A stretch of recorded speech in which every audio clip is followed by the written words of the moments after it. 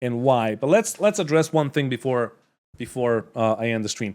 So Puppeteer said, let's put it this way: Star Citizen releases. I start with an Aurora or a Cutlass Black, and a guy next to me starts with 2 Javelins, biggest trade ships, and 300 million UAC. I was about to say Alpha UAC. Is it pay to win then? Well, first of all, we gotta know what winning is. What is winning in Star Citizen? What do you win? I don't think you win anything. We don't know what the end game is. Secondly, there's another issue of how the big ships are gonna play. So, for example, I didn't try mining in this patch. I don't care about Star Citizen, honestly, so that's why I'm not like even trying to play it. I tried it yesterday. I just wanted to see if it's still like completely shit, and it is. So anyway, how do you win an experience? We don't have a full game yet. No, he's talking about like once the game gets released, and it's a valid point. Not gonna lie, it's a valid point. But the issue is for those big ass ships to work, I would imagine that you would have to have a bunch of people. My ship is bigger than Puppeteer's. I would imagine that you would have to have like a bunch of people that are gonna play with you, or NPCs or whatever, and that like costs money, right? So in the end, before this update, because I can't say what like mining looks like anymore. I've heard that like you shouldn't even bother mining with a prospector. You just get them all, and that's it. But before this update, it was fairly balanced in a sense of you have a prospector, you can get 32 SUs of Quantanium. You have a 3-man ship, Mole, or 4-man ship, whatever, and you can get 96 SUs of Quantanium. So it's not like an exponential rise of income, it's actually linear. So if you're gonna solo mine with a Mole, which is pretty hard, and hopefully it's gonna get even harder, giggity, in time, or with the Orion or whatever, it's gonna take you a long time.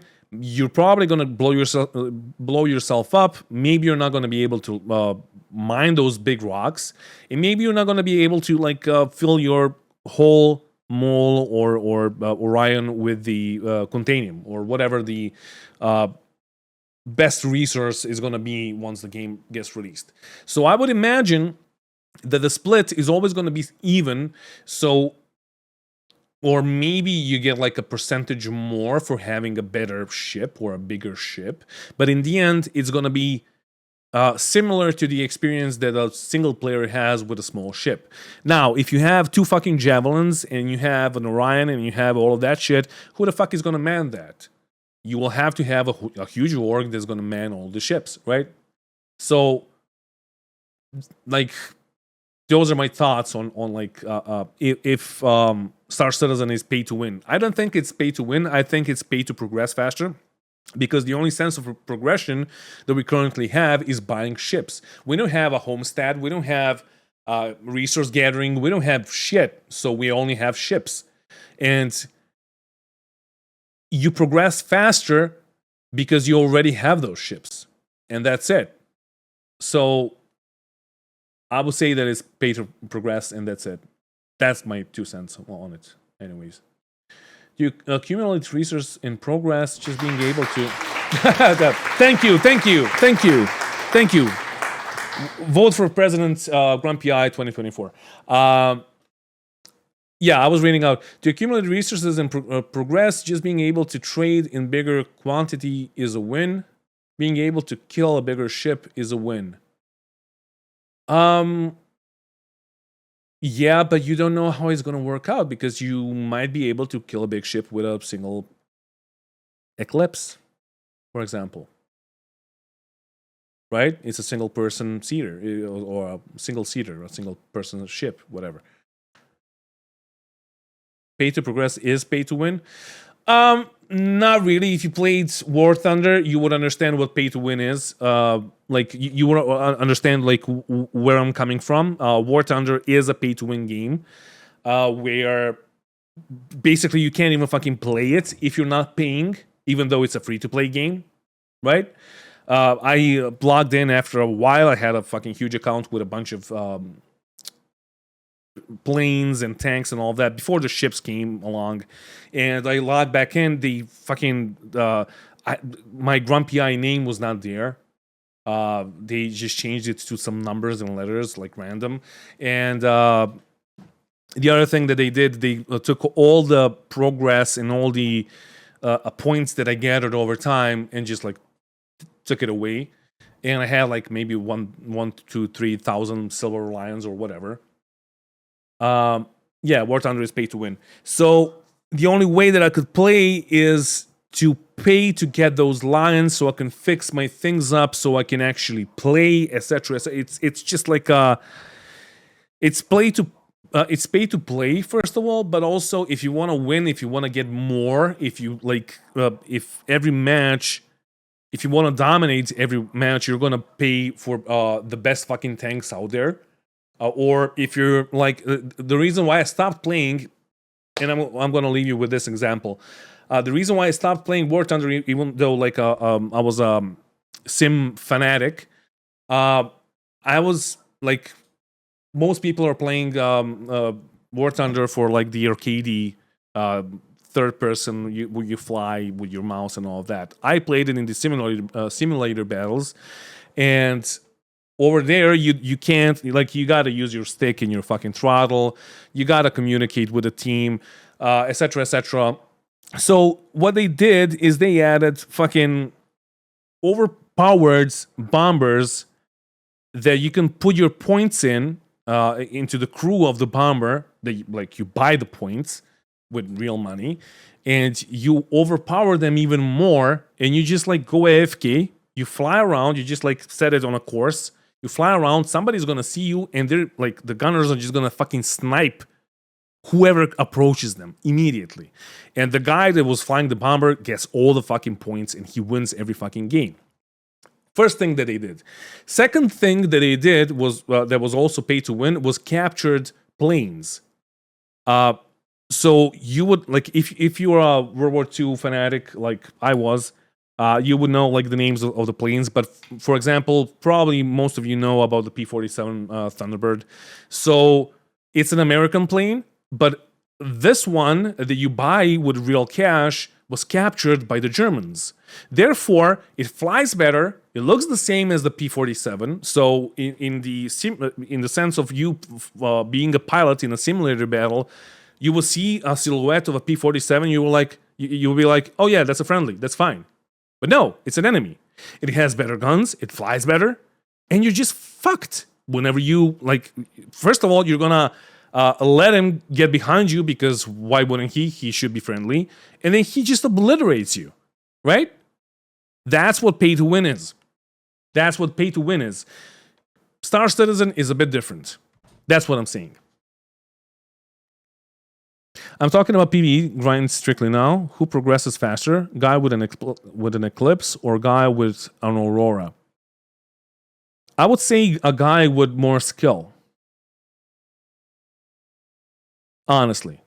I understand your point, but also in a PvE or a PvP sense, I have won fights against Gladiuses in an Aurora. I have also lost fights in a Gladius, which is like the meta ship, against fucking whatever. Gladiators, right?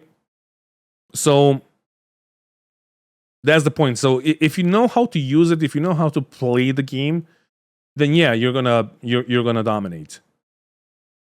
That's the only thing that I actually like about Star Citizen, because there is still some skill involved. But at some point, I'm pretty sure that they're gonna fucking take all of it out and just like make it a skill-less game.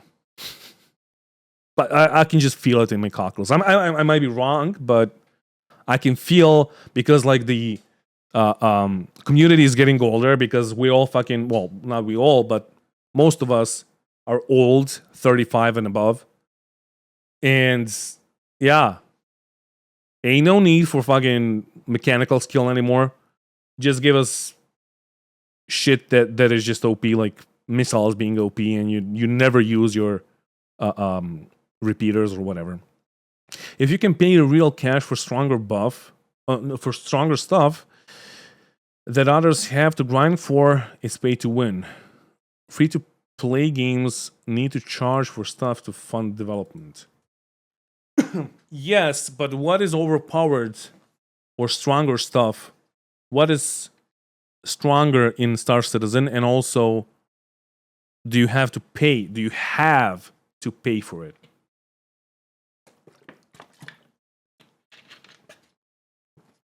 Yeah, I'm curious to see what's going to happen with the NPC crew. Honestly, I have a feeling that they will go in the direction of War Thunder with the NPC crew, with the example that I just gave you with the with you like buying points and stuffing those points into the NPC crew of your ship, and they would just like snipe in one tap everyone that like comes close to you. What's up, Yugoreza Gigabyte? I'm about to end the stream. I can see like there's even more people now watching, which is a shame because I'm about to end the stream. You should make a podcast with us on this topic. There's something there here. Sure, I can make it in like 2 days. Why not? Why not? Like pay to win or yeah, sure. Pay to win versus pay to progress. Anyway, thank you guys for watching. I love you all. Thank you for like sticking with me and hanging out with me. Yeah, every time Grumpy starts to run away, people flood the stream. Yeah, that's a bit weird, but yeah, I guess it. You know why? Because I stream like 3 hours. Like 3 hours is my limit. My ass starts fucking hurting. My back starts hurting. I just want to do something else. I want to eat. I want to do something else. I guess like after 3 hours, people, like enough people, recognize that I'm streaming and they want to join, etc. Or maybe it's just the algorithm or whatever. But I tried streaming for longer hours, and I did it for CitizenCon, and I hated it, honestly. It was fun because of you guys, but I hated, like my body fucking hated all of it. Anyway, love you. I gotta leave you. Don't forget to bring it home when you're traveling through space. And mwah, goodbye and good night.